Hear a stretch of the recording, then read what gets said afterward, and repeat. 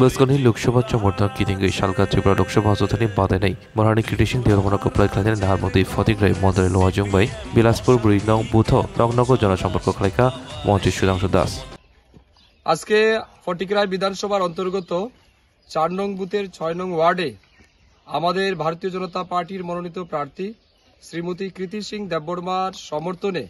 আমরা বাড়ি বাড়ি প্রচার করছি। প্রত্যেক বাড়িতে যাওয়ার পর মানুষ যেভাবে অভূতপূর্ব সমর্থন আমাদেরকে করছেন এবং আমাদের প্রধানমন্ত্রী নরেন্দ্র মোদীজির কাজে মানুষ যেভাবে খুশি জাহির করছেন, এটা শুধুমাত্র সময়ের অপেক্ষা যে আমাদের প্রার্থী কৃতি সিং দেববর্মা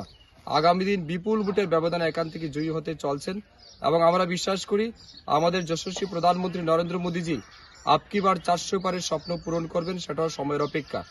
আমি